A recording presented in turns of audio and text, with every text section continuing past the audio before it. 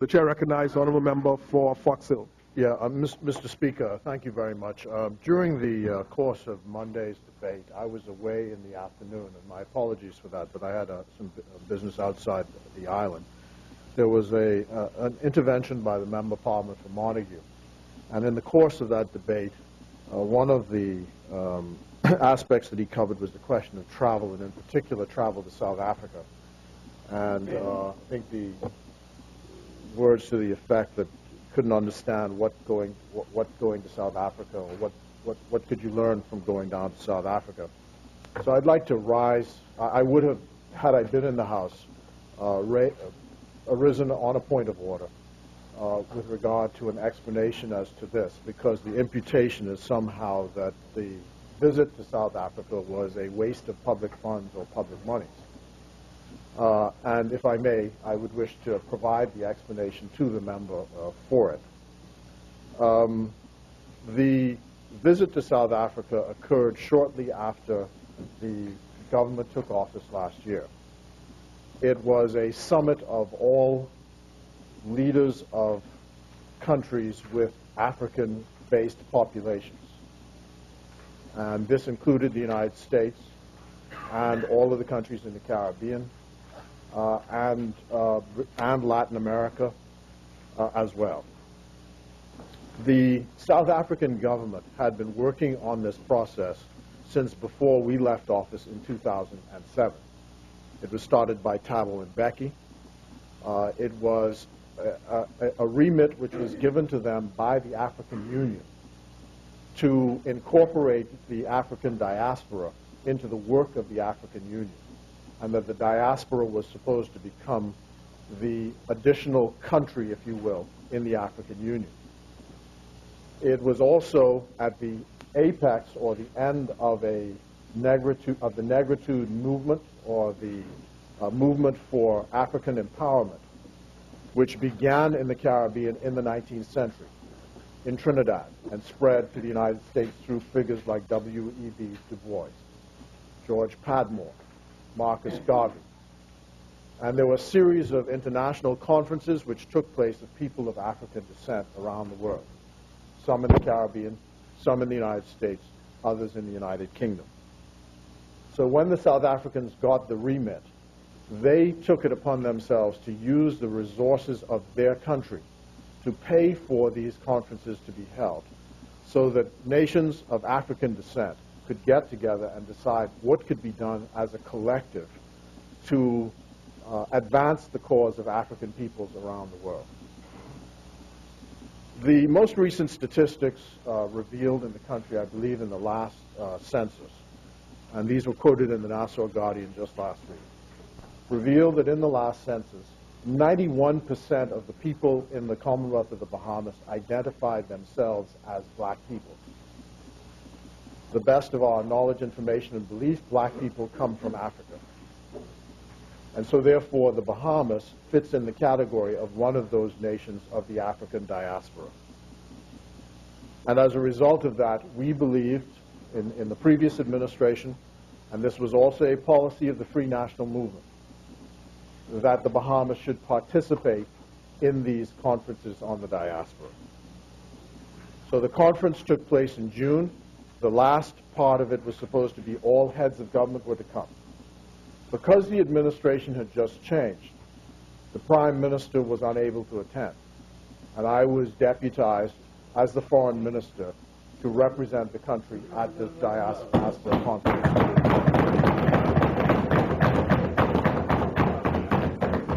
As far as costs are concerned, the South African government picked up the cost of the travel of the Bahamas head of delegation. But as I said during my principal statement, I don't really understand what all this pedestrian rhetoric is about traveling, because that seems to me intrinsic to what a foreign minister does. It is Minister of Foreign Affairs, and so it should be intrinsic to the work he does.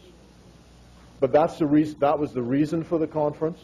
We thought it was edifying for Bahamians and all Bahamians to be represented at the conference, and there were some important conclusions to it. I just say this by way, tangentially, about the role of ancestry and how it supports who we are. I had a classmate in St. Augustine's College, Mr. Speaker. I believe his name is Jeff Butler. He lives in Grand Bahama. And one day, we were at lunch, and he explained to me that he is of Irish ancestry.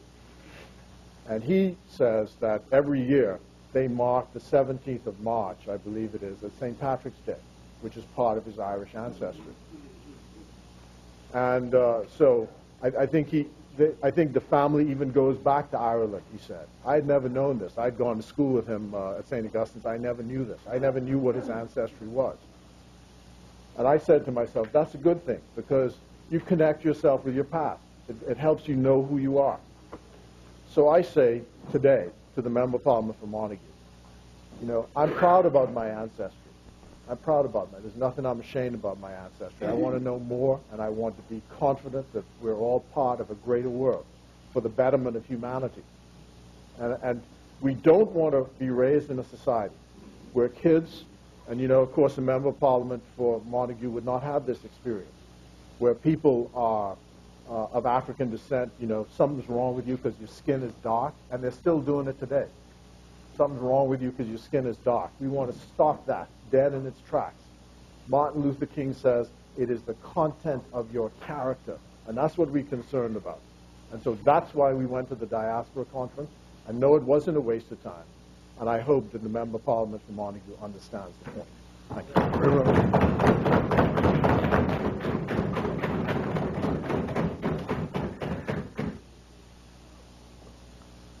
The Chair recognizes the Honourable Member for Montague. Thank you, Mr. Speaker. It's unfortunate that at this time in our development, the member for Fox Hill is still unable to view the Bahamas as one people. And I find that very unfortunate. Certainly there was no suggestion that the trip to South Africa had anything to do, my mentioning the trip to South Africa had nothing whatsoever to do with the purpose of the visit. We were endeavoring to determine the purpose. If the member had shared with not just this House, but with this country, the reason that he went, perhaps we would have had a better understanding of why it was, in his view, necessary. I note, though, that he's not mentioned the trip to Morocco, and perhaps he's suggesting by that there really was no purpose for that trip. I don't know if we're to take that from the fact that he failed to mention that trip that I also mentioned. Now, Member for Fox Hill, the Chair recognizes. 2 points. First of all, I don't know what not looking at one Bahamas. I really reject that imputation again. I simply made the point of why we went to South Africa, which was the objection he was making. My honorable friend here tells me that he also said that we may have gone down there to find out about Zuma and his 5 wives. You know, that also is, you know, this is all this sort of sneering sarcasm about this Members? stuff. Now, what I would also say is, with regard to Morocco, again, all of this information is in the public domain. You know, and with regard to Morocco, the Morocco visit had to do with a group called the Friends of Syria, which is out of the United Nations, trying to defend the rights of those people who are being abused by their own government. It is a pro-Western group. The expenses, again, for the visit were picked up by the Moroccan government. We explained at the time we went that the reason we went was because it would provide us with an opportunity to meet the minister for the UAE, the United Arab Emirates, because we wanted to have exchanges with the United Arab Emirates on 3 things: trade generally, financial services, and tourism. The meeting in Syria had to do with, in Morocco, had to do with Syria, but in the course of it, we were able to meet the minister in the margins.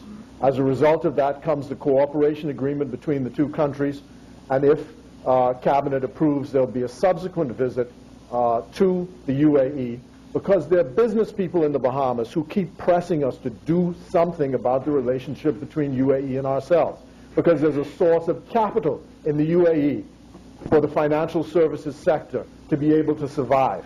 Thousands of Bahamians work for the financial services sector, but you would just have us sit here and do nothing, I suppose. So that's the whole point of the trip to Morocco, and all of that was in the public domain, as was the case of South Africa. Very well. That's right. Good point.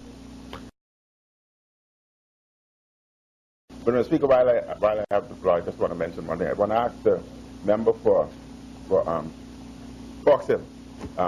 There was a Cuban vessel that was apprehended in our waters, I think on February 23rd, with about 600 odd pounds of fish.